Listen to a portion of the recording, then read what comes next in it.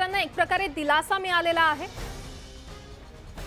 आणि 11 जुलैपर्यंत या आमदारांवर कोणतीही कारवाई करता येणार नाही असे कोर्टाने आदेश दिलेले आहेत। दरम्यान बंडखोर आमदारांचे कायदेशीर हक्क हे अबाधित राहतील असं उपाध्यक्षांनी कोर्टाला हमी दिलेली आहे। पुन्हा एकदा आमचे प्रतिनिधी प्रशांत लीला रामदास यांच्याकडून आपण अपडेट घेणार आहोत। मात्र या क्षणाची अतिशय मोठी बातमी आपण पाहतोय, 11 जुलैला आता पुढची सुनावणी होणार आहे। बंडखोर आमदारांवर तोपर्यंत कोणत्याही प्रकारची कारवाई करण्यात येणार नाही असं कोर्टाने स्पष्ट केलेलं आहे। तर बंडखोर आमदारांचे कायदेशीर हक्क हे अबाधित राहतील असं उपाध्यक्षांनी कोर्टाला हमी दिली आहे। बरोबर आहे, अत्यंत महत्त्वाचं आहे की सुप्रीम कोर्टाने स्पष्ट केलं आहे की सर्व 16 आमदारांना आणि सोबतच सगळ्या 39 आमदारांना राज्य सरकारच्या वतीने सुरक्षा देण्यात यावी। जीवन आणि संपत्तीची सर्व जबाबदारी राज्य सरकारने घ्यावी।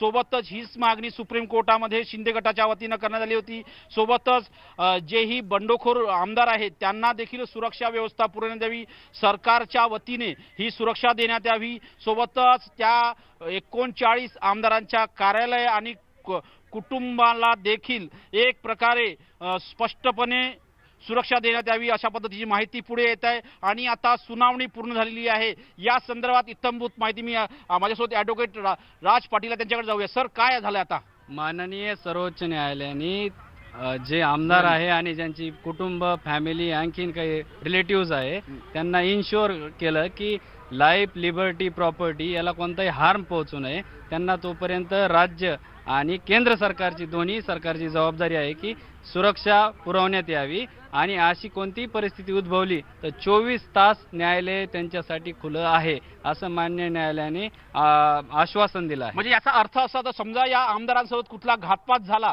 तर अशा वेळी कोर्ट हस्तक्षेप करेल? बिलकुल, माननीय न्यायालयाने त्यांना आश्वासित आणि आशावादी भूमिकेने सांगितलं की माननीय न्यायालयाचे 24 तास सगळ्या भारतीय नागरिकांना आणि ह्या आमदारांना 24 तास दरवाजे उघडे आहे। जर कायदा व सुव्यवस्था आणि त्यांच्या रिलेटिव्हला किंवा त्यांना कोणताही घातपात झाला किंवा त्यांना धमकी किंवा कोणताही हार्म पोहोचला तर त्यांच्यासाठी न्यायालय कायम रेडी आहे आपली जे सुरक्षा पुरवण्यासाठी। महत्त्वाचं म्हणजे आतापर्यंत कोर्टात काय झालं, कोर्टाने काय म्हटलं, प्रमुख मुद्दे काय आहेत ते?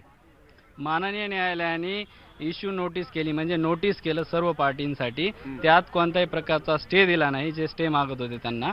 आणि दुसरी महत्त्वाची गोष्ट अशी की त्यांनी हे इन्शुअर केलं की सुरक्षा व्यवस्थेविषयी त्यांचे जे प्रेयर मधले मुद्दे होते ते त्यांना ते एक रिलीफ म्हणता येईल आपल्याला की त्यांना ती एक रिलीफ मिळेल, दिलासा मिळाला असं म्हणता येईल। शिंदे गटाला मोठा दिलासा आहे। शिंदे गटाला फक्त स्टे सोडून सर्व काही त्यांच्या मागण्या पूर्ण झालेल्या आहेत। शिंदे गटाची स्थगितीची मागणी सोडून बाकी सर्व त्यांच्या मागण्या ज्या होत्या त्या कोर्टाने पूर्ण केला आहे असा दावा ॲडव्होकेट राज पाटील करता। हे अत्यंत महत्त्वाचं आहे की सर्व यांना नोटीस जारी केली आहे 6ही पक्षांना। सोबतच अतिरिक्त अजून काय झालं सर? त्यानंतर कोणत्याही प्रकारचा जो नवीन गट निर्माण झाला होता त्या नवीन गट बंडखोर गट आणि जो पूर्वीचा गट आहे त्याविषयी न्यायालयाने कोणतीही त्यात छेडछाड केली नाही।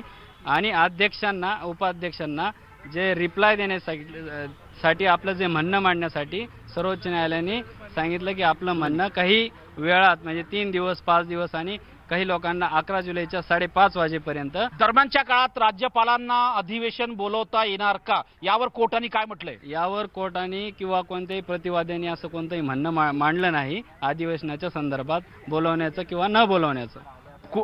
याचिका करते म्हणजे एकनाथ शिंदेच्या वतीनं असो किंवा प्रतिवादी जे 5 पक्ष आहेत 6 पक्ष आहेत त्यांनी देखील अधिवेशन बोलवण्यात यावं अशा प्रकारची कुठलीही मागणी केली नाही। पण दरम्यानच्या काळात माहिती पुढे येते की येत्या 18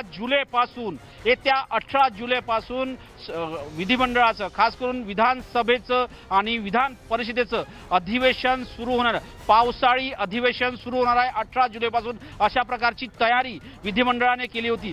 त्यावरती कुठला परिणाम होतो का हे देखील पाहणं महत्त्वाचं ठरणार आहे। आगामी सुनावणी जी आहे ते 11 जुलैला होणार आहे। 11 जुलैला पुन्हा एकदा सुनावणी होणार आहे। सर्व बंडखोर आमदारांना एक मोठा दिलासा मिळालेला आहे। ही जी कारवाई होती ती कारवाईला कुठल्याही प्रकारची स्थगिती कोर्टाने दिली नाही, पण त्या सर्व बंडखोर आमदारांना त्यांच्या कुटुंबियांना सुरक्षा पुरवण्याची जबाबदारी ही राज्य सरकारची आहे असं एक स्पष्टपणे सांगितलं आहे कोर्टाने।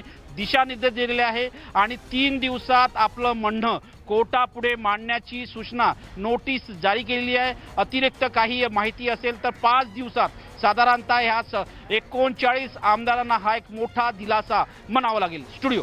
बरं प्रशांत, खरं तर शिवसेनेच्या वकिलांकडून सध्या युक्तिवाद सुरू असल्याचं कळतंय. आमचे दरवाजे प्रत्येक नागरिकांसाठी खुले राहतील असा युक्तिवाद इथे करण्यात येतोय. काय अपडेट मिळत आहे?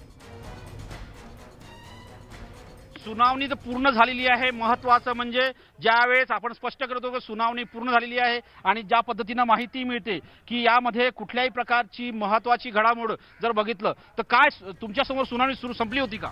हा, माझ्यासमोर मी जेव्हा बघत होतो तेव्हा कोर्ट उठून गेलो होतं, म्हणजे सुनावणी जवळपास संपली होती. आणि दरम्यानच्या काळात जसं 2 मिनिटं 3 मिनिटांनी उठून गेलं होतं. 3:30चा वेळ होता आहे.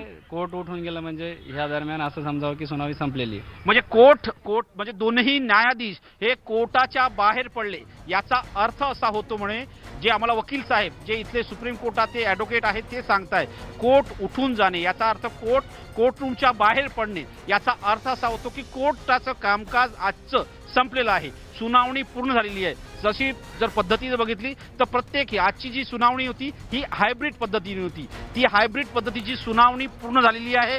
आज या संदर्भात होऊ शकतं ज्या पद्धतीने कोर्टाने स्पष्ट केलंय 11 जुलैला या संदर्भात पुन्हा एकदा सुनावणी. आजची सुनावणी पूर्ण झालेली आहे असं ॲडव्होकेट राज पाटील यांनी स्पष्ट केलेलं आहे. काय झालं सर? माननीय न्यायालयाने आज सर्व ज्या पार्ट्या होत्या त्यांचं म्हणणं, वादी आणि प्रतिवादी दोन्ही गटाचं म्हणणं ऐकून घेतलेलं आहे सविस्तर पद्धतीने आणि कोणत्याही न्यायिक बाजू दोन्ही तिन्ही पक्षाच्या समजून घेतलेल्या. त्या ज्या सर्व पार्ट्यांनी आज पार्टिसिपेशन केलं होतं, युक्तिवाद केला, आपला सुनावणी दरम्यान आपले म्हणणे मांडले, न्यायालयाने त्यांचं सविस्तर म्हणणं ऐकून घेतलं, त्यावर न्यायिक बाजू बी मांडली. काही नैसर्गिक न्यायाच्या पद्धतीनं त्यांना रिलीफ पण मिळाली. ज्यांना म्हणजे शिंदे गटाला आज जो स्टे हवा होता तो सोडता बऱ्यापैकी रिलीफ आज मिळाला असं म्हणता येणार. बऱ्यापैकी रिलीफ हा एकनाथ शिंदे यांच्या गटाला मिळालं असा पद्धतीचा आज